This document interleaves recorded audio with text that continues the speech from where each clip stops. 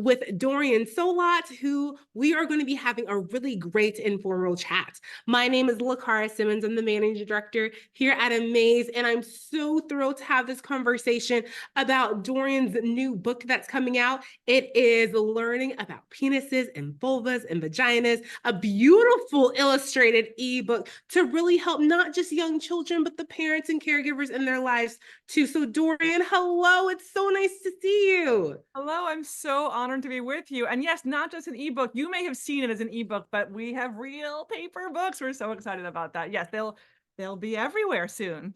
Yes, I am thrilled. So, Dorian, I want to just start off by just asking, tell us a little bit about yourself for folks who are not familiar with you and your work, and then what inspires you to do this book about diversity with genitals? Yes. Well, let me start with this story because I think how it came about is so funny and interesting. So I'm a sexuality educator. I mostly work with college and university students. Occasionally have done some work with younger kids as well. I'm also a parent. I have my own children. So one day my sister called me, this is a few years ago, and she said, my 4-year-old son, this is my little sweet little nephew, he has so many questions about his penis. He asks me about his penis all the time. She said, just tell me what book to buy him. I just want to buy him a good book about for little kids about penises. And I was like, there isn't really a book like that. And she was like, oh, come on, of course. Just tell me the penis book. And I was like, there really isn't one. I was like, there are wonderful books for little kids about all aspects of bodies, anatomy, reproduction. There's so many good books, but they're probably going to have like a page with a naked child. It'll be like a little arrow. It'll be like penis. But that'll be it. And she was like, but like he wants to know about like erections and why it changes and what's underneath it, like all the different parts. And I was like, yeah, there's not a book like that. And she was like, how could there not be a book? And I said, well, I don't know, like if there was going to be a book for little kids about penises, like what would it say? So she just started listing. She said, well, it should say this and this and this. So I took notes and I got out the phone and I sat down and I wrote the first draft of what is now all about penises. And it's kind of funny because when you hear the story, when you think, well, yeah, why wasn't there? We have the foot book and we have belly button books. We have books about all the other parts. We have parts about the whole body. Often, I don't know if you've noticed this, Lacara, when they have a book about all the anatomy, they skip over the genitals. Most children's books about anatomy, it's just like, whoops, that part isn't really there. We'll just talk about from the belly button to the knees and nothing in the middle. Kind of interesting. So yeah, it seems so obvious that of course all of us who've raised young children, we've had to have those conversations because they do say, oh, what's this? The same way they say about all the other body parts. So once the need was clear, we wrote that first draft and then said, oh, of course, one can also write a book about vulvas and vaginas because kids with those body parts also have questions. Oh my gosh, that is incredible. It started with your sister and now just really providing what I love that you said, Dorian, is the true fact of a lot of books do skip over genitals and like going into details. They let you know, they label it as a penis, as a vulva, as a vagina, but really going deeper down into it for children, I think is really important. You were filling a gap within this space. And so please know from me, I'm so grateful and appreciative of you for really being able to provide this as a resource. And I want us to talk about just the gap as we talk about a lot of children's books that are out there right now in the market, really thinking through how are we providing and how does your book provide that age appropriate balance of information that is suitable for young children? What makes your book so unique in this market? Yeah, so we're conceiving of these books as generally for 3 to 7 year olds. We had some parents read it with their 8 and 9 year old and said this was perfect for them, and we had other ones who said my 2 year old loves this. But somewhere in that early childhood range, and I think it's really clear that when a topic it might be uncomfortable for the parent, maybe no one modeled for them how to have those conversations, but sometimes a book really makes it easier. So I think of these, they look like children's books. They're really parenting tools. They're a way that the parent can have a conversation that someone else has given them the words, someone else has thought through how much information is just right for that 4, 5, 6 year old without getting into all the details. So these books don't have information about about intercourse. They don't have information about adult sexuality. They're just simple books answering your questions about the body parts, how you take care of them, what the names are, what they do, why we have them, those types of things. And then they just stop there because that feels like just right developmentally for those younger ages. And as they get older, of course, you layer on, you bring more information in. And there are already fabulous books about bodies and puberty and relationships and consent as kids get older. Absolutely spot on. And what's really special, and for me, seeing the version that's not the first version of the book, right? I love the diversity in the images and the young people within both books about penises and vulvas and vaginas. And so your book affirms and reassures children have to embrace normacy and embrace the diversity and that their bodies are normal. Could you share some key messages as well that you would like for children who are reading the book? So maybe between 7 and 9, what would you like for children themselves who may read the book on their own or a parent gives them the book to read on their own? What messages would you like for them to take out of it? Yeah, we thought a lot about those messages that bodies are normal. Bodies look all different ways. And the books say, however, this penis, however, this vulva looks is just right for that body. And sort of introducing the idea that, like, yeah, it might look different. And kids sometimes have some awareness that, like, my body looks different than my parents' body. Maybe they've seen you, the kids come into the bathroom with you. They follow you around. Maybe they've seen other children. Like, this is natural curiosity. So reassuring kids that their bodies are natural and normal. And we're so delighted to have gotten to work with the illustrator who we did, Tyler Fetter. She illustrated and wrote the book Bodies Are Cool. And I just love her illustrations because they really do show. I'm just going to flip to a random page. I'm going to find a random Yeah, page. please. So many different types of people and bodies and adults and children. I should pre-mark some pages to pick out in advance. But I love, like, Okay. the mom with a wheelchair. There are kids of all different shapes and bodies, skinny kids and larger bodied kids and kids with different disabilities. We had asked in our book proposal to the publisher, we had said, we think Tyler Fetter is the perfect illustrator for this book. We didn't know her. We just knew the book Bodies Are Cool. And, there are people with tattoos. There are people with hairy legs, like, the parents, not the kids. Right? Um, Of course, of course. um, so we had said that in the book proposal, and the publisher came back and said, well, we might want to consider some other illustrators as well.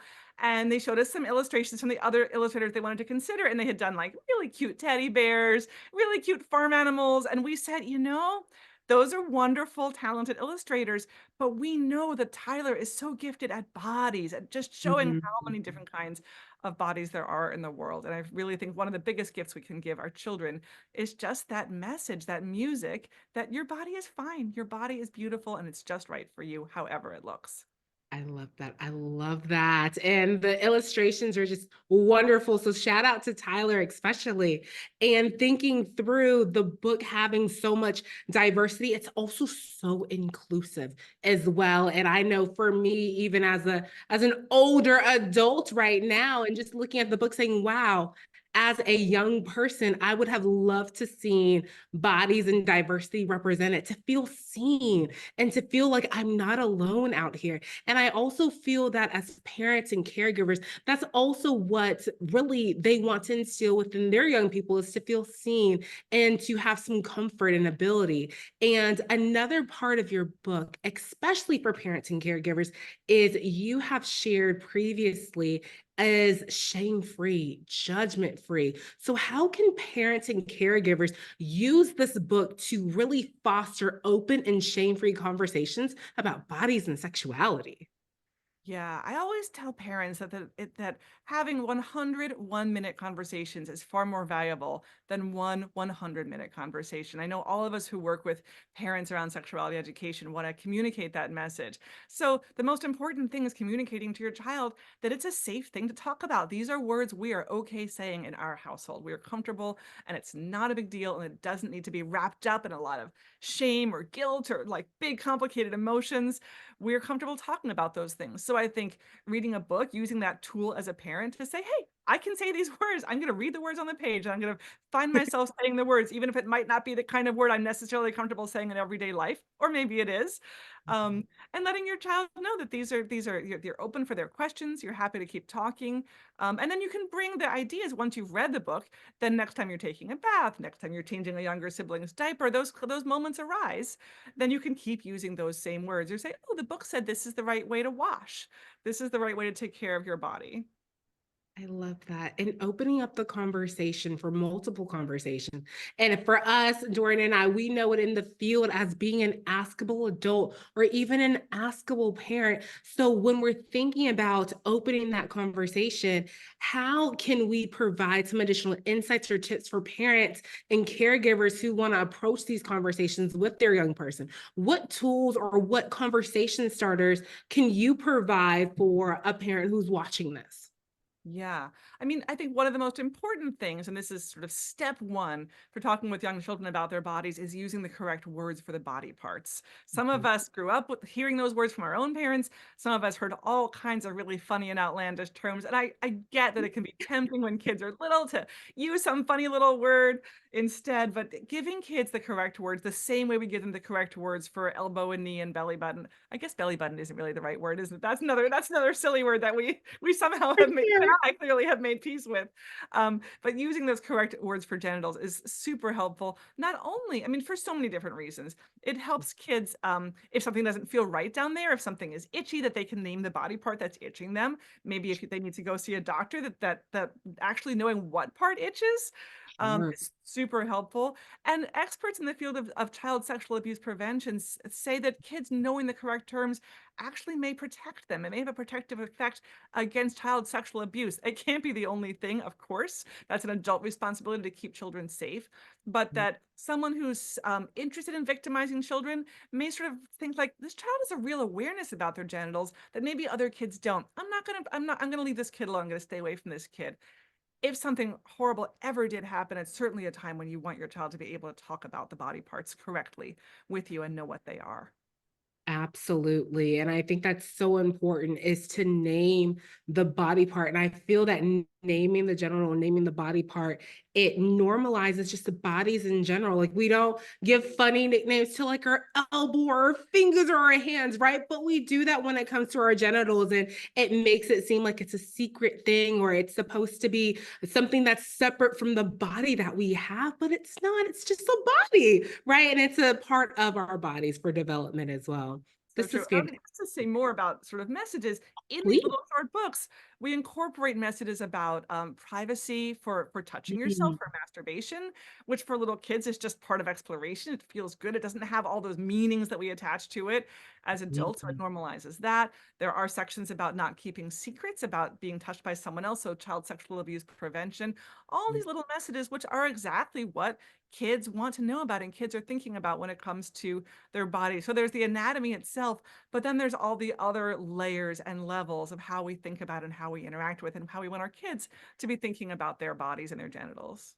Yeah, I love that. That's so important. And you're touching on so many key things that, especially the safety part. And at times, I feel that as adults and as caregivers, sometimes we're so concerned about just understanding and trying to find the right words to say because sex and sexuality for some parents and some caregivers could be really sensitive and not knowing where to start. So even thinking through that safety part, if a parent has a young child who begins to ask those questions, how should parents respond without being like, you shouldn't know, or being embarrassed themselves? How can we support parents and how can the book support parents and having them build a comfort and confidence about naming and talking about genitals?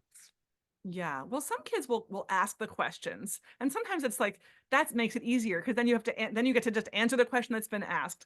And you can always thank the child for asking and said, "I'm so glad you asked me that question. I'm so glad you came to me with that." And maybe you have an answer right then and there in the moment, or maybe you need to say, "I need to think about that for a little bit and I will get back to you." And then you really do need to go back. But that gives you a buys you a little bit of time because sometimes you want to research, you want to check out amaze.org videos, you want to get yourself a book from the library or buy yourself a book that you're going to read your child. Remember when you asked me that question? I want to read you this book about that. So that's always one way.